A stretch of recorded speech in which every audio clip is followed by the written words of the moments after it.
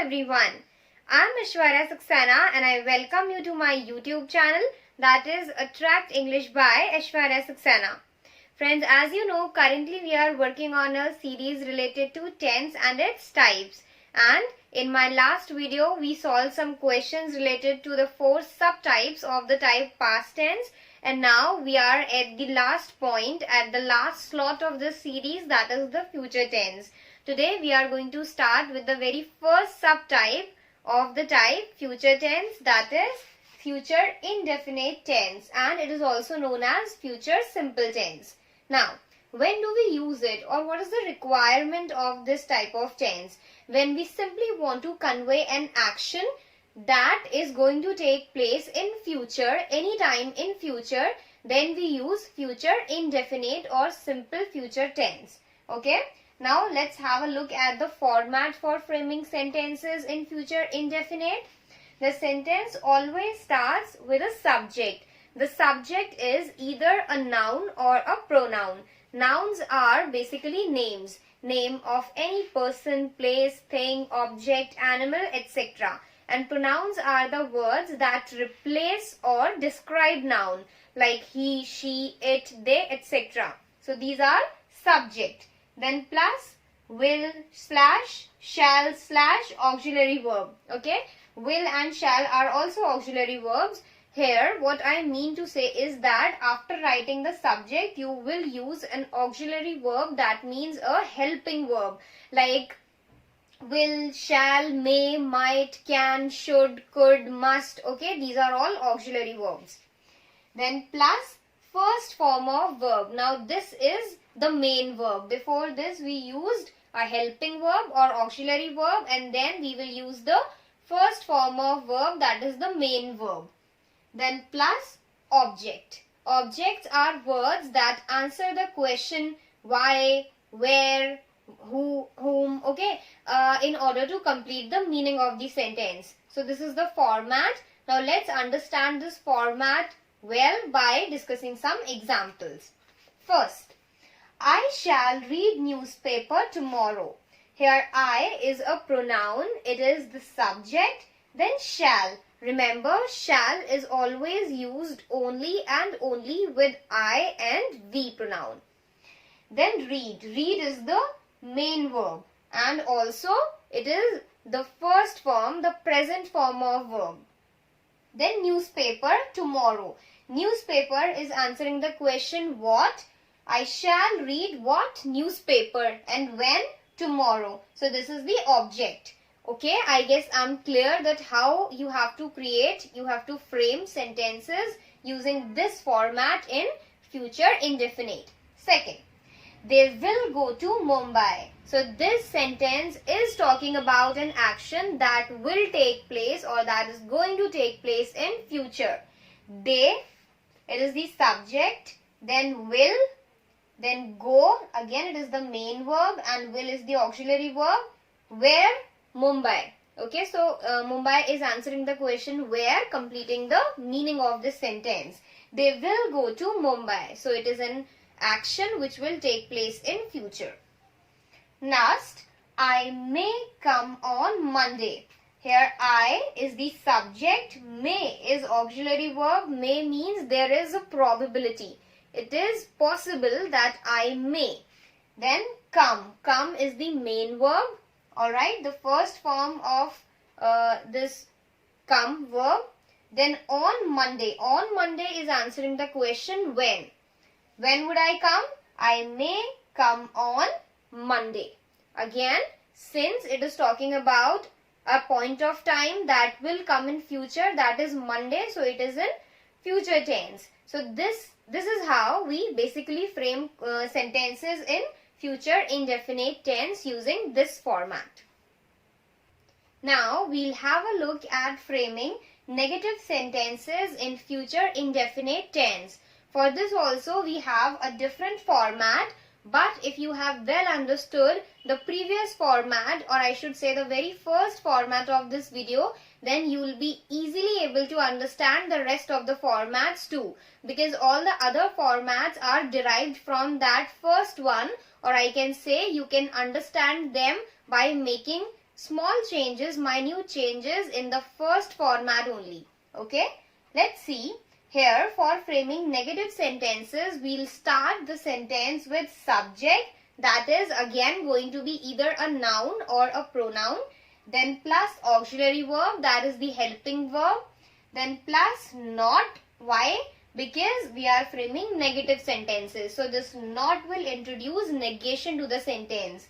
Then plus first form of verb, again it is the main verb, then plus object. Now, if you compare this format with the previous format, then you will find that both of the formats are similar to each other. The only difference is that here we have added a not between helping verb and main verb. And this is how we are framing negative sentences. So that's why I told you, if you remember the very first format, then by making small changes to that format, you can frame different kind of sentences in that particular type of tense. Now, let's see some examples. The examples also I have taken the ones that I took in the previous slide, because if I'll take the same examples again, then you will be able to notice the changes that are there between all the different formats, and then you will be able to understand them well. I shall not read newspaper tomorrow. Earlier it was I shall read newspaper tomorrow. Now it is I shall not read newspaper tomorrow. Here I is the subject, shall is auxiliary verb, and not as it is then first form of main verb, that is read. Then newspaper tomorrow, this is the object. So as I told you, we have simply added a not between the auxiliary verb and the main verb. And this is how we have a negative sentence ready. Second, they will not go to Mumbai. So earlier it was they will go to Mumbai. Now I have added a not between will and go. Will is the auxiliary verb and go is the first form of main verb. We have simply added a not in between them and the sentence has turned negative. Last, I may not come on Monday. So earlier it was I may come on Monday. That time we were trying to express the possibility that I may come on Monday, and now I am expressing the possibility for not coming on Monday. So this is how we have transformed this sentence into a negative one. Now we learn to frame interrogative sentences in future indefinite tense. Let's have a look at its format and then we'll compare it with the very first format. The sentence here or the question here is starting with auxiliary verb, that is the helping verb, then plus subject plus first form of main verb plus object and then a question mark. Now if we compare this format with the first format, then you can notice there the sentence was starting with subject and then we were writing the auxiliary verb, then plus the main verb plus object and a question mark. What I mean to say is that this format is absolutely similar to the very first format. The only change is that we have interchanged the positions of auxiliary verb and subject. In that case, we were starting the sentence with subject and then plus we were writing auxiliary verb. Rest of the part was same. While here we are starting it with auxiliary verb and then we are writing the subject and rest of the part is same. The only one more change is that here we are writing a question mark since we are framing questions, and there we were writing full stop. Okay. Now let's have a look at the examples. Shall I read newspaper tomorrow? Question mark. Earlier it was I shall read newspaper tomorrow. That time I was telling that I shall read newspaper tomorrow. But now, shall I read newspaper tomorrow? Here I am asking that shall I read newspaper tomorrow? So what I have done, I have changed a simple statement into a question simply by interchanging the positions of shall and I. Next, will they go to Mumbai? Earlier it was they will go to Mumbai. At that time, I was telling that they will go to Mumbai. But now I am asking, will they go to Mumbai? Last, may I come on Monday? Question mark. Earlier it was, I may come on Monday. So, when I said that I may come on Monday, then I was expressing the possibility for coming on Monday. But now, while saying, may I come on Monday, I am asking for someone's permission to come on Monday. I guess you are clear with this, and this is how we frame interrogative sentences in future indefinite tense. Let us now have a look at framing negative interrogative sentences in future indefinite tense. Here we have two different formats for framing negative interrogative sentences.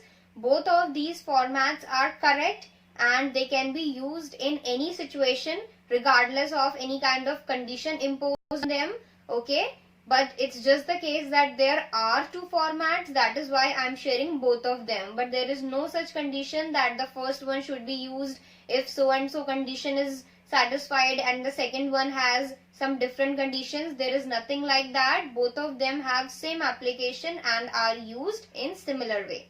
You can choose whatever suits you the best and you can use it. Now, talking about the first format, the question begins with auxiliary verb, and with the auxiliary verb we add N''T. It means we will write the contracted, the short form of auxiliary verb with not. Then plus subject plus first form of main verb plus object and then a question mark. If you compare it with the previous format that we have seen while framing interrogative sentences, it is absolutely same. The only thing is we have added a not with auxiliary verb, which is making the sentence negative. Second format, auxiliary verb plus subject plus not plus first form of main verb plus object and then a question mark. So here also the format is similar to what we discussed in the previous slide. The only change is that I have added a not between subject and main verb. So both of them are having similar application. The not which I added here in contracted form, I have written it here between subject and verb, main verb. Okay. Now let's have some examples. First, shan't I read newspaper tomorrow? Shan't is the contracted or short form for shall not. So, shan't I read newspaper tomorrow? Earlier it was, shall I read newspaper tomorrow? That time I was asking about doing something, and now I am asking about not doing something. This is the only difference between interrogative and negative interrogative sentence. While dealing with interrogative sentences, we inquire if the action will take place, and in this case we inquire if the action will not take place. Second, will they not go to Mumbai? Now notice this first sentence was following the first format. Shan't, that is shall plus not. Okay, it is the contracted form for this and the rest of the part is same. Subject, then first form of verb and then the object. Lastly a question mark. In second sentence, will they not go to Mumbai? We are following the second format. Will, auxiliary verb, then they is the subject, then not, then go is the main verb, to Mumbai and question mark. This is the object. Okay. So, earlier it was, will they go to Mumbai? I was asking if this action will take place. Okay. If they will do it. Now I am saying, will they not go to Mumbai? Now I am asking if they will not do it. Okay. So, this is the difference between interrogative and negative interrogative sentence. Last, may I not come on Monday? Last sentence was, may I come on Monday? That time I was taking permission for coming on Monday, and now I am asking for permission to not come on Monday. So this is how we frame negative interrogative sentences in future indefinite tense. This is all for today. I guess I am clear with the topic. Still, if you have any doubts or queries, then you can drop comments. Also, if you want to suggest something, then also you can drop comments. Also, I will share my Gmail address in the description. If you want, you can write mails also in order to convey any message that you would like to share. If you have not subscribed this channel yet, then do subscribe it. Also, press the bell icon to get notifications regarding all the future updates that I'll do. And don't forget to like and share my videos. Thank you so much for watching.